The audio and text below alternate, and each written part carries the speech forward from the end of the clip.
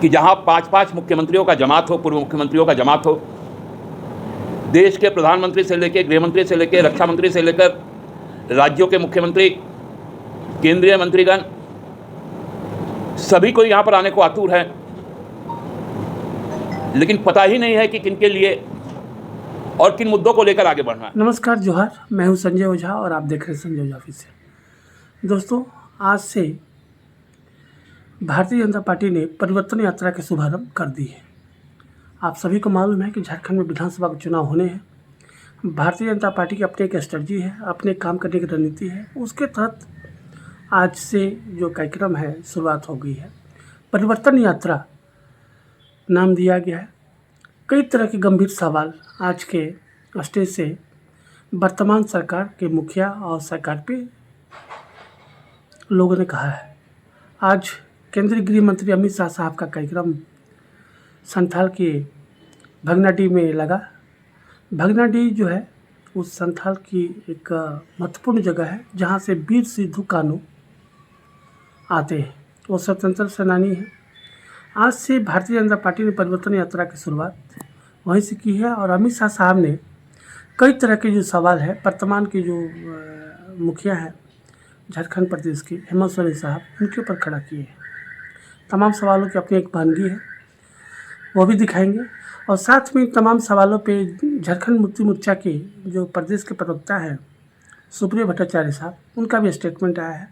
साथ में संगठन के वो प्रभारी भी हैं, केंद्रीय महासचिव भी हैं। उन्होंने भी अमित शाह साहब की जो मूवमेंट हुआ है, उनका जो कार्यक्रम लगा है और जो सवाल रखे हैं, उन पर उनकी प्रतिक्रिया आई है जेएमएम की। देखिए क्या कुछ कहा है। एक अपडेट है, हम चाहते हैं कि हमारे जो दर्शक हैं उन तक ये अपडेट जाए। धन्यवाद। तो मालूम ही है कि अब आज साहेबगंज से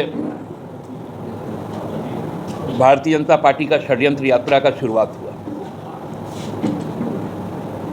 29 दिसंबर 2019 से जो एक षड्यंत्र का एक पूरी व्यूह रचना हुई, वो व्यूह रचना जब काम नहीं आई तो प्रत्यक्ष तौर पे आज से षड्यंत्र यात्रा के नाम से एक यात्रा शुरू हुई।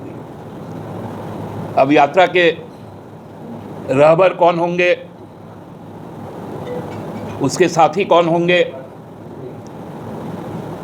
इसका कोई अता पता नहीं, क्योंकि इस यात्रा का मंजिल क्या है ये भी लोगों को नहीं मालूम। यात्रा चल पड़ी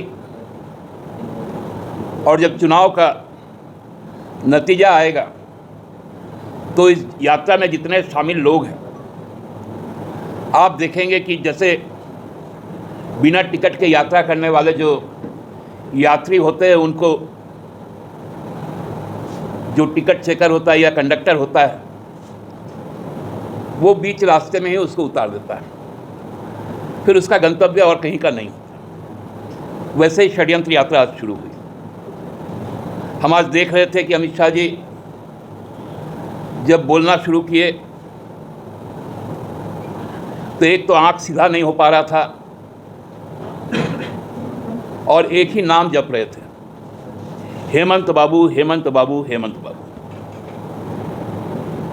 ऐसा कौन सा डर है कि जहां 5-5 मुख्यमंत्रियों का जमात हो, पूर्व मुख्यमंत्रियों का जमात हो, देश के प्रधानमंत्री से लेकर, गृह मंत्री से लेकर, रक्षा मंत्री से लेकर राज्यों के मुख्यमंत्री, केंद्रीय मंत्रीगण, सभी को यहाँ पर आने को आतुर है, लेकिन पता ही नहीं है कि किनके लिए और किन मुद्दों को लेकर आगे बढ़ना है।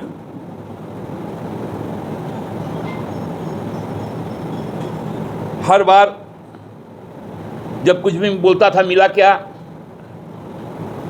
अरे तुमने दिया क्या, 2 करोड़ नौकरियां मिला क्या, मोदी जी बोलकर आए थे 14 में। कोरोना काल में ही 20 करोड़ नौकरियां चली गई, तो मिला क्या जब लोग पूछते हैं। कोई मुद्दा नहीं। भारतीय जनता पार्टी में बाहर के जो घुसपैठिए घुस गए और वही भाजपा घुसपैठ कर रहा है। जितने पूर्व मुख्यमंत्री हैं सभी भाजपा के घुसपैठ हैं। इस परिस्थिति से लोग बौखला गए।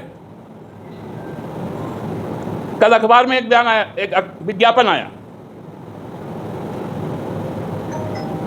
उसमें 2 आदमी का फोटो छपा, प्रधानमंत्री और नड्डा जी को छोड़कर, दोनों घुसपैठ।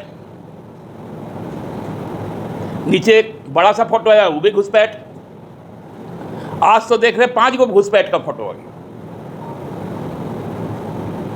तो कितने दिन भाड़ा के टट्टू से आप चलाएंगे?